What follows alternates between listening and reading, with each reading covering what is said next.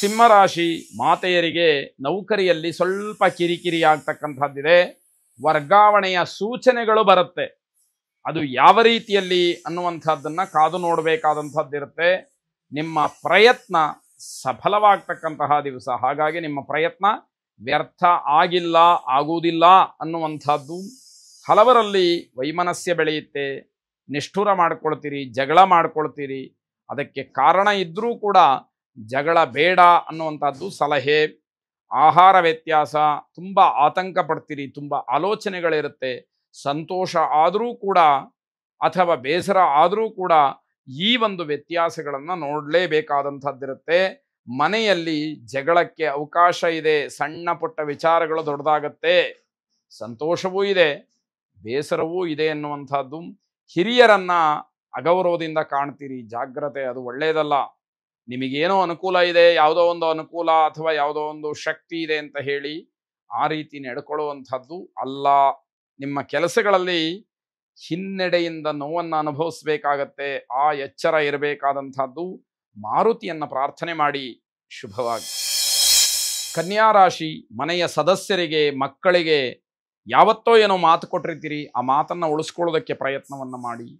ಮಾತಿಗೆ ಕದಿಯುವಂಥದ್ದು, ವಚನ ಭ್ರಷ್ಟರಾಗ್ತಕ್ಕಂಥದ್ದು ಖಂಡಿತವಾಗಿ ಬೇಡ ಅಂತ ಅರ್ಥ. ರಾಜಕೀಯದ ವಿಚಾರಗಳು ಮುನ್ನೆಲೆಗೆ ಬರುತ್ತೆ, ನಿಮಗೆ ಏನೂ ಪ್ರಯೋಜನ ಆಗದೇ ಇರತಕ್ಕಂಥದ್ದು. ಪಿತ್ರಾರ್ಜಿತವಾದಂತಹ ಆಸ್ತಿ ಕೈತಪ್ಪುವಂತಹ ಸೂಚನೆಗಳಿದೆ, ಗಮನಿಸ್ಕೊಳ್ಳಿ. ಯಾವ ರೀತಿಯಲ್ಲಿ ವ್ಯತ್ಯಾಸಗಳು, ತೊಂದರೆಗಳು, ಹಿನ್ನಡೆ ಆಗತ್ತೆ ಅನ್ನುವಂಥದ್ದು. ಬೇರೆ ಬೇರೆ ವ್ಯವಹಾರಕ್ಕೆ ಹಣ ಹೂಡಿಕೆಯನ್ನು ಮಾಡ್ತೀರಿ. ಚಿನ್ನಾಭರಣ ಪ್ರಾಪ್ತಿಯಿಂದ ಮಾನಸಿಕವಾದಂತಹ ನೆಮ್ಮದಿಯನ್ನು ತಂದುಕೊಳ್ತೀರಿ. ಇದೇ ನನ್ನ ಆಸ್ತಿ ಅಂತ ಹೇಳಿ ನಿಮಗೆ ಸಮಾಧಾನ ಆಗಬಹುದು. ಮಕ್ಕಳ ಬಗ್ಗೆ ಎಚ್ಚರಿಕೆಯನ್ನು ವಹಿಸಿ. ಮಕ್ಕಳಿಂದಲೇ ತೊಂದರೆಯಾಗುತ್ತೆ. ಮಕ್ಕಳು ಬಂದು ಏನೋ ಮಾಡಿಬಿಡ್ತಾರೆ ಅನ್ನೋ ಆತಂಕ ಅಲ್ಲ, ನಿಮ್ಮ ಮರ್ಯಾದೆಗೆ ಮಕ್ಕಳೇ ಅಡ್ಡಿಯಾಗ್ತಾರೆ. ಮಕ್ಕಳೇ ನಿಮಗೆ ತಿರುಗಿ ಹೇಳ್ತಾರೆ. 4-6 ಜನಗಳ ಮುಂದೆ ನಿಮ್ಮ ಮರ್ಯಾದೆಯನ್ನು ಮಕ್ಕಳೇ ಕಳೀತಾರೆ ಅನ್ನುವಂಥದ್ದು. ದಕ್ಷಿಣಾಮೂರ್ತಿಯನ್ನು ಪ್ರಾರ್ಥನೆ ಮಾಡಿ.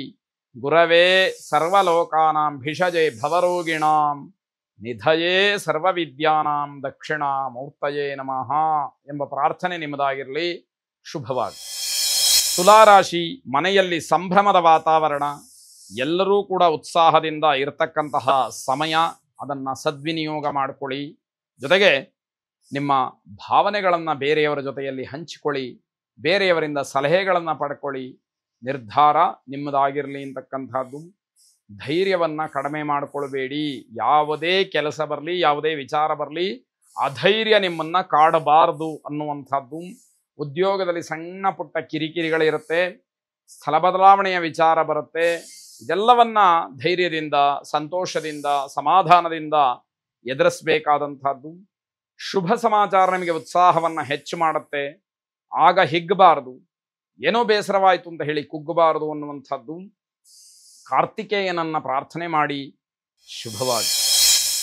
ವೃಶ್ಚಿಕ ರಾಶಿ ಸಾಮಾಜಿಕ ಬದುಕಿನಲ್ಲಿ ಬದಲಾವಣೆಯ ಗಾಳಿ ಬೀಸುತ್ತೆ. ಆ ರೀತಿ ಬದಲಾವಣೆಗಳಾದಾಗ ಅದಕ್ಕೆ ತಕ್ಕ ಹಾಗೆ ಹೊಂದಿಕೊಂಡು ಹೋಗ್ತಕ್ಕಂತಹ ಮನಸ್ಥಿತಿ ನಮ್ಮದಾಗಿರಬೇಕಾದಂಥದ್ದು.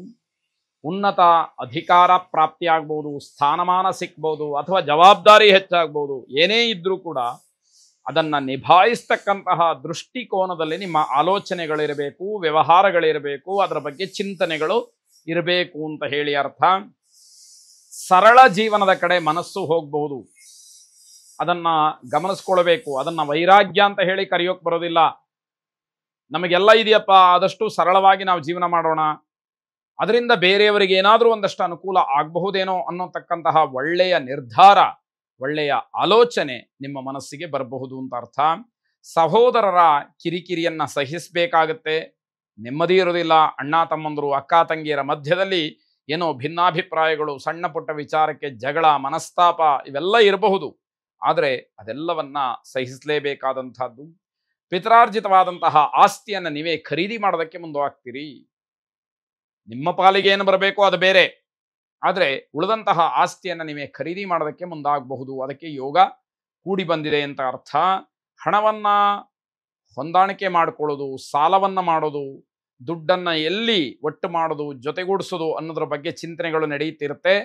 ಆದರೆ ಅದೃಷ್ಟ ಚೆನ್ನಾಗಿದ್ದಾಗ ಅದೆಲ್ಲದಕ್ಕೂ ಕೂಡ ಶುಭ ಇದೆ, ನೀವು ಅಂದುಕೊಂಡಂತಹ ಕೆಲಸ ಆಗತ್ತೆ ಅಂತ ಅರ್ಥ. ನಂದೀಶ್ವರನನ್ನ ಪ್ರಾರ್ಥನೆ ಮಾಡಿ. ಶುಭವಾಗಿ.